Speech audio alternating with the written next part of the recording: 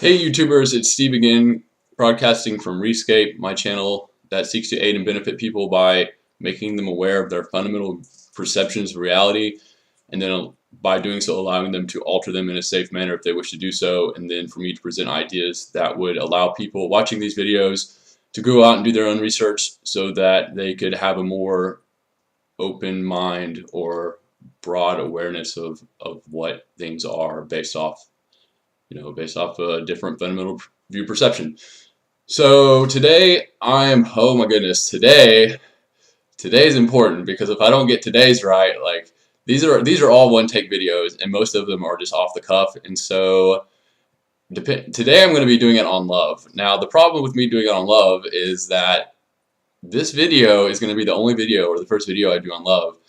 And if I don't do it right, well, that's a pretty important topic. Like all the other videos I've done so far, if I screw them up, not a big deal. But like this one, this is the clincher. So I did take notes a little bit on this one, but I probably won't even refer to them. But basically, the love I'm talking about, because love can mean like you love pizza, or it can mean you love your wife, or any kind of familial love relations, or you love your best friend, or you love God, there's all different types of love. And we have one word for love. There are all those different things, which is really, at least in the English language, is really shame, or I forget what was the word my teacher used. Really, I don't remember, like really tragedy or whatever. But the love I'm going to be talking about, there's a kind of love that people have for each other. It's usually groups of people that are interrelating, usually not necessarily familial ties, where the love is such that if someone were to observe them eating a meal, at a party, a rock concert, doesn't matter where, you just have a group of even 5 people or 2 people, that you would see those people and you would know there's something going on there that's not normal. And in the Bible, it's recorded as revealing God. They say no one's seen God, like God's the invisible God, no one's ever seen him. But when you get people together loving like this, like you see God. And so in my theory of this is that God's largely a relationship, which is why you can't see him, because you can't really see relationships. It's just understood. So, and like God is love. Well, how can something exist as love? Well, if something is a relationship, like if the entity embodies a relationship, then it would make sense that you would call it love. Or like light, like what is light? It's something going from one place to another. It doesn't, like, you can't reach out and hold light. There's 2 points to it, and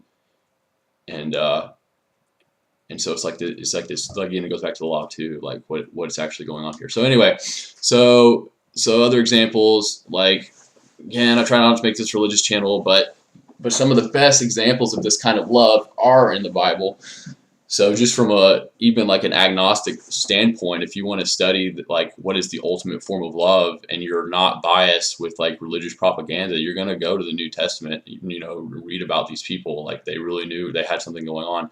One of the things at the Last Supper, which is like Jesus' last meal before he was executed, and he knew he was going to die, and he told them, he said that this is how people are going to know that you belong to me. It's going to be by the way that you love each other.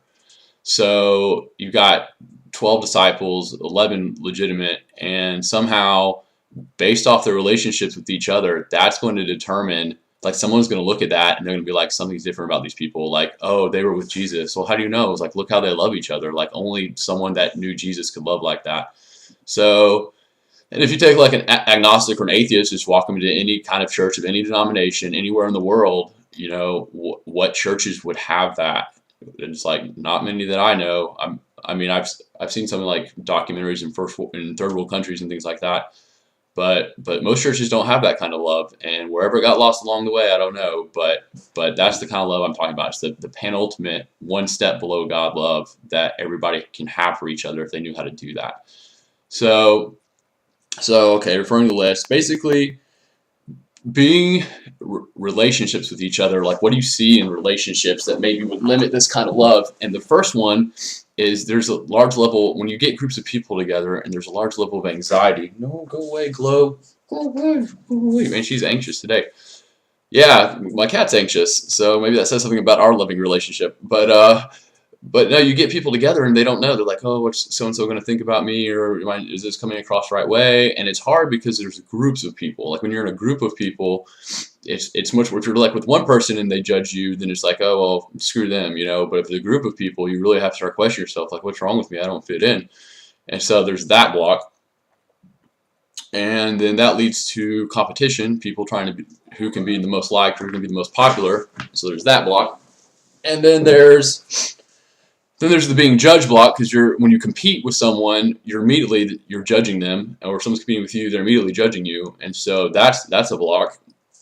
And then what that leads to is that why are people competing and judging each other? It's the idea of there's a reputation involved, and what's your reputation with the group, and people cling to that, and so that's a block. And so they show off, and that's the largest thing. People have a mask of how they demonstrate themselves to the world that blocks this kind of love, and it's because they're showing off, because they need to have that reputation so they don't get judged, and so forth and so forth. And it's not based on truth. Like there's this anxiety, there's a tension. And if you go back and watch my videos on tensions, and the tension here is that they're not sure if these people love them or not.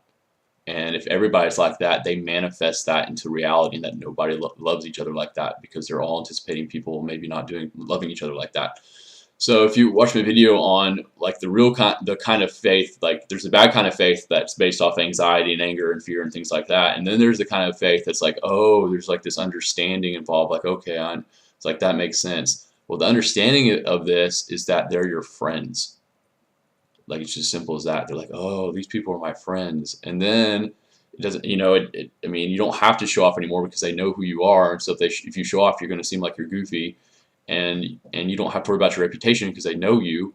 And even if there is a competition or a judgment, it doesn't last, because they're your friend, and you know who they are, and there's no reason to compete with them or to judge each other. Like you're with them by preference, not by judgment. Like you like that person, and and so the anxiety goes away. Like people with their friends are comfortable with each other. And again, I don't mean to be religious, but if you read the Bible, what does Jesus define as the greatest form of love? And it's not familial love.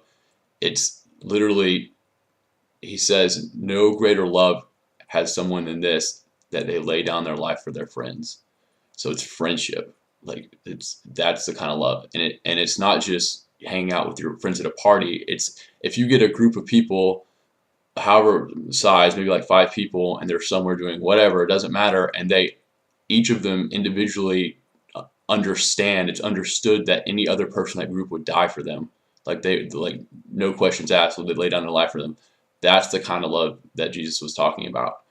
And the reason he said that, because he was about to go die, and he was going to die for the disciples. And the disciples, they'd been together for 3 years, and they were all best friends, or 11 of them. And he's like, this is why you have to emulate me, because I'm about to do what the ultimate form of love is. I'm about to demonstrate that, and you guys have to have that understanding that you can do that for each other. And this is common. Like I mean, a lot of people that will watch this video I'm making are gonna either be in groups like this, or they have been in groups like this, maybe in college or high school or whatever, where there's just this brotherhood or sisterhood of just where you just know, like, you belong there. And the situation of just belonging somewhere, like if you belong somewhere, there's no need for reputation, because people just know you. There's no need for it. So maybe this will be one of my shorter videos. I'm going on 9 minutes now. But this is something to consider. Like, if you want to talk about what kind of God, like if God's relationship and God is love, and God manifests himself through love of people, and you will know God through these people, and you know people like this are different than normal people or normal relationships. What kind of love is that? And this is the kind of love. It's where you would give the very last of yourself for your friends. So I don't even know how this helps transform your fundamental view of reality. I guess the idea is, when you're in a relationship, this isn't a black or white thing. If you're in a group of friends where this isn't the case, if it's a group, you may not be able to change it. Maybe you want to go find other people, or you may be okay with where they're at. But maybe so maybe this video is is giving you the possibility of what friendships could be or what a group of people could be, so you don't settle for something less. And there are people like this out there. If you are in bad situations, you just lived a sad life, you don't know, like, this is not an uncommon thing. It's just, it has to literally be put together. Again, I don't mean to make this religious video, but groups like that are formed by God. If they demonstrate God's love, God binds them together, and they came together that way. When I was in college, I was really good friends, and I still am, at least in my heart, really good friends with 5 other people, and I call them the 6 of us. Whenever I refer to this group, I just say the six of us in college. And our freshman year, we all became really good friends, but then, like, one of us got, was joining a fraternity, and then, like, and one of us was doing this and that, and so we all grouped in roommates, but but we weren't going to be living together anymore. We're probably going to be in separate buildings and whatever, and so we weren't going to have that fellowship we had before of living together. And literally, the fraternity hallway where the fraternity guy lived, his roommate dropped out of college, and I didn't have a roommate, so during the summer he invited me over to go to be his roommate. So now we're together, and it happens that his corner room where the fraternity is connects with 2 other hallways that my other 2 sets of roommates are, the other 4 guys, and so we're all sharing. So there's 4 rooms, 2 people to a room, all sharing a bathroom, and 3 of those rooms are the 6 of us. And it was completely random, of all the places in the entire campus that it could have formed, and we're together. It's like, you could do, I mean, it could be a coincidence, like, if you want to do statistics, and maybe being 1 out of a 1 in 5 million of every possible combination of different rooms you could go to, because we weren't choosing our rooms. But we were there, and we had that connection, and that's what happened. And that happens all the time. So you do get a lot of, you talk about whole people. Whole people will lay down their lives for their friends, no questions asked. That's just the part about being a whole person. If you want to just check my video on wholeness, because that is the foundational state of a human being. Like this, I mean, the way I say it, it sounds like it might be like a great occurrence of, like, people being like that. But the way you have to rescape your fundamental view of reality is that the ultimate, greatest paradise, best version of you and people you know is actually the easiest. And then for some reason, like, this world we're in makes it hard for us to be that way. So, because we want to love each other, like, everybody wants to be loved, and loving people is really easy. So what's the block? And it's that anxiety and whatever manifestations of the world or beliefs of our ancestors have carried on when we were born, cause us to be that way. But anyway, so yeah, love can do supernatural things, believe it or not. So anyway, okay, well, this is Steve. I'm broadcasting from Rescape. I think this is week 10. I really don't care anymore. If you have any questions, concerns, comments, post them in the comments, and I will see you guys next week. Thanks, bye.